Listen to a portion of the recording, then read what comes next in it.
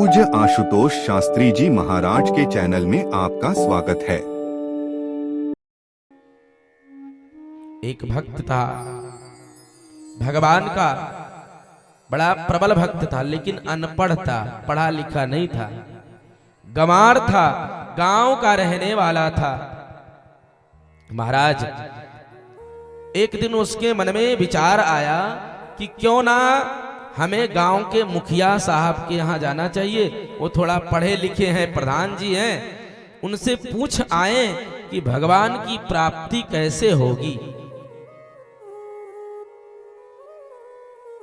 और कोई मंत्र बता देते तो हम भगवान की प्राप्ति कर लेते।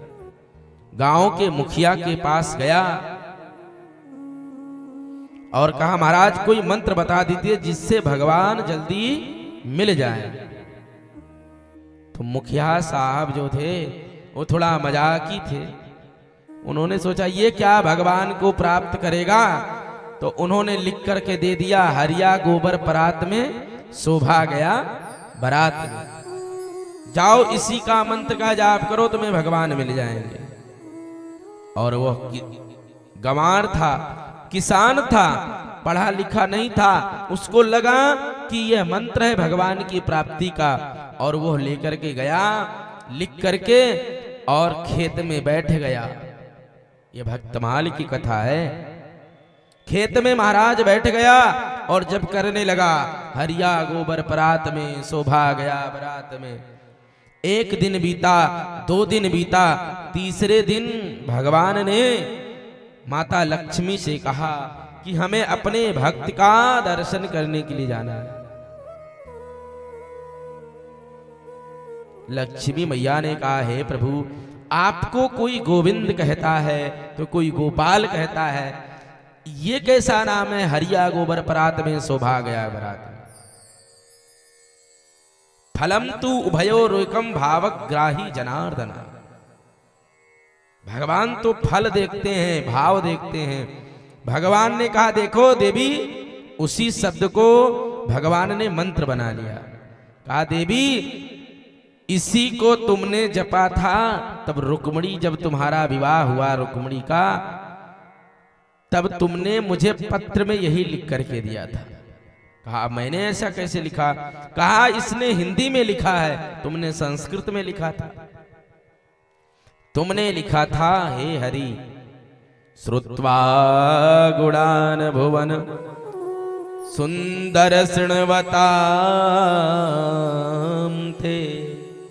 श्रुत्वा, हे प्रभु, आपके वाणी को मैंने सुना है, लेकिन आज तक हमने आपको देखा नहीं है।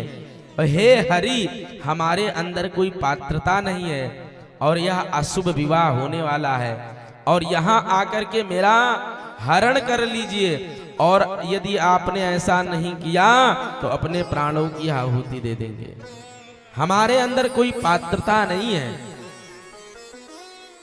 तो भगवान ने उसका मंत्र बना लिया और लक्ष्मी जी से कहा, देखो इसने भी वैसे ही पुकारा है। हरिया, हरिया माने हे हरि, गोबर, गो माने इंद्रिय, वर माने श्रेष्ठ।